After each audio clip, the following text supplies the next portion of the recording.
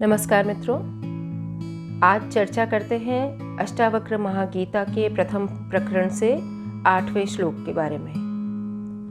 अहम कर्ता इति अहम मान महाकृष्णा ही दंशतः नाहम कर्ता इति विश्वास अमृतम पीत्वा सुखी भव। अर्थात तू मैं करने वाला हूँ, इस अहंकार से युक्त हुआ है ऐसा मानो किसी को भयंकर काले सर्प ने डस लिया हो। मैं कुछ भी करने वाला नहीं हूँ। इस अकर्तापन के विश्वास रूपी अमृत को पीकर तू सभी प्रकार के दुखों से मुक्त अर्थात आत्यंतिक सुख की अनुभूति कर परम सुखी हो जा।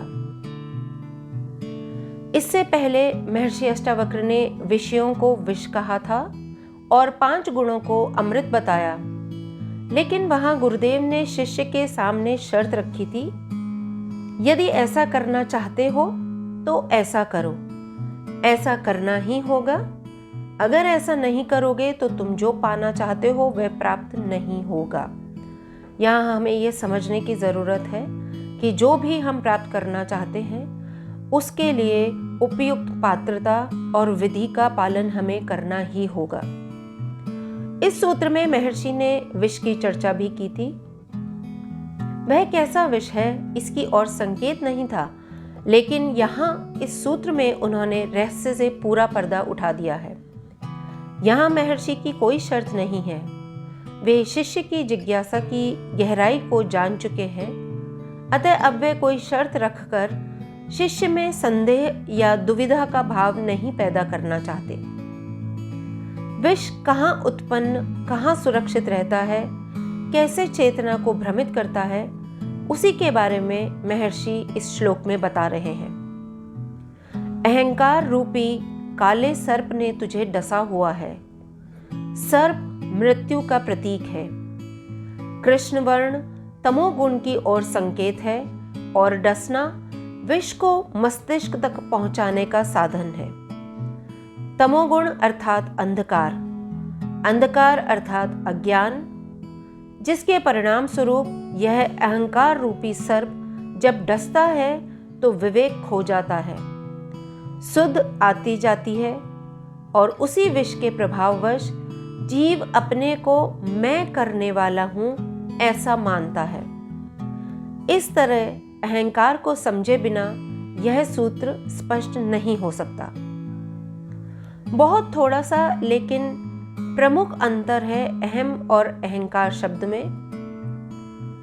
हम 2 उदाहरणों से समझ सकते हैं। पंजाब के संत बुल्ले शाह को संबोधित कर उनके फकीर गुरु ने समझाया, ईश्वर तुझसे दूर नहीं है, लेकिन उसे मिलने का जो तरीका तू अपना रहा है वह सही नहीं है। जब तक तू अपनी खुदी यानी अहंकार को मिटा नहीं देगा तब तक ईश्वर को प्राप्त नहीं कर सकेगा। अरे ईश्वर का पाना भी क्या है, उसे पाने के लिए सिर्फ स्वयं को इस संसार से उखाड़कर प्रभु चरणों में लगाने की जरूरत भर है। फकीर ने खुदी यानी अहंकार को ईश्वर प्राप्ति में सबसे बड़ी बाधा बताया है, जबकि एक खुदी को बुलंद करने की बात करता है। वह कहता है कि अहम को इतना ऊंचा उठा दो कि खुदा को तुमसे आकर पूछना पड़े कि तुम्हारी कौन सी इच्छा ऐसी है जो पूरी नहीं हो रही है। उसे खुदा स्वयं पूरी करेगा। बस खुदी में ऊंचाई सधी की कामनाओं की पूर्ति सहज रूप में होने लगेगी। उपनिषदों में भी तत्वज्ञानी को अंतिम रूप में जो अनुभूति होती है वह है अहम ब्रह्मास्मि। अहम का विशुद्ध ज्ञान होने पर चमत्कार होता है, तब सभी कामनाओं का क्षय हो जाता है। कुछ भी ऐसा नहीं रहता जिसे पाने की जरूरत महसूस हो। जबकि अहंकार में अहम का अस्तित्व सांसारिक विषयों को लेकर होता है। बल को लेकर जैसे मैं बलवान हूँ, धन को लेकर मैं धनवान हूँ, बुद्धि को लेकर मैं बुद्धिमान हूँ, विद्या को लेकर मैं विद्वान हूँ, इस प्रकार का अभिमान हुआ करता है। और ये वस्तुएं क्योंकि विशेष प्रकार के प्रयत्नों द्वारा प्राप्त की जाती हैं, इसलिए इनके छिनने की भी संभावना हमेशा बनी रहती है। इससे जोड़कर अपने अस्तित्व को माना गया है। उसे जब कोई नकार देता है तो व्यक्ति झुंझला जाता है और तब यह सिद्ध करने की कोशिश करता है स्वयं को, जैसा उसका अहंकार होता है। इसी प्रयास में वह लगा रहता है। लेकिन प्रकृति के नियम अपना काम हमेशा करते रहते हैं। बल, धन, विद्वता, बुद्धि पल भर में छिन जाते हैं।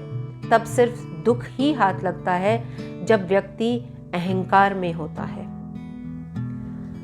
कबीरदास जी एक दोहे में हमेशा ये कहा करते थे, जब मैं था तब हरि नहीं, अब हरि है मैं नाही। तो हमें यहाँ यह समझना है कि यह कौन सा मैं है, अहम ब्रह्मास्मि वाला या अहंकार वाला। अहंकार से विमूढ़ हुआ स्वयं को कर्ता मानता है, लेकिन परिस्थितियां महसूस कराती हैं कि बहुत कुछ ऐसा हो रहा है जो कभी सोचा और चाहा ही नहीं गया था। कर्तापन का सिर्फ अभिमान मात्र है और तब स्वयं को कर्ता इस रूप में सिद्ध करने की कोशिश शुरू कर देता है और उसे पता भी नहीं चलता। एक अर्थात मूर्खता को छिपाने के लिए दूसरी मूर्खता, दूसरी से तीसरी मूर्खता, और यह कड़ी बनती चली जाती है। एक और बात जो इस सब में बड़ी मजेदार सी होती है वह यह कि कर्ता करने का श्रेय तो अपने पर लेना चाहता है, लेकिन उसका फल भोगने को तैयार नहीं होता। वह कर्ता तो बनना चाहता है मगर भोगता नहीं। इसीलिए महर्षि अष्टावक्र सलाह देते हैं कि मैं कर्ता नहीं, ऐसा निश्चय करके उसके फलों को भोगने से भी स्वयं को मुक्त कर सकते हो। यह निश्चय ही अमृत रूप है। सुखी होने का इसके अलावा दूसरा कोई उपाय नहीं है। अकर्ता हूं, ऐसा निश्चय ही वह सुख दे सकता है जो दुख रूप में कभी नहीं बदलता। यहाँ महर्षि ने जो सुख शब्द का प्रयोग किया है वह आनंद के अर्थ में है। आनंद निर्विषयक सुख है।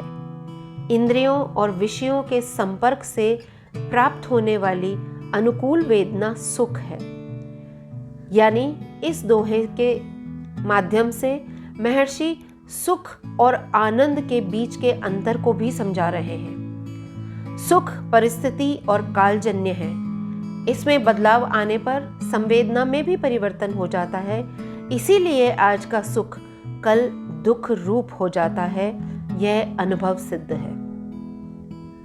तो इस श्लोक के व्याख्या से हम यह समझ सकते हैं कि हमारा ध्येय सुख की बजाय उस चिदानंद को प्राप्त करना होना चाहिए, परमानंद को प्राप्त करना होना चाहिए, जहां पर कर्ता भाव पूर्ण रूप से मिट जाता है। फिर मिलेंगे आपसे अगले श्लोक के साथ। नमस्कार।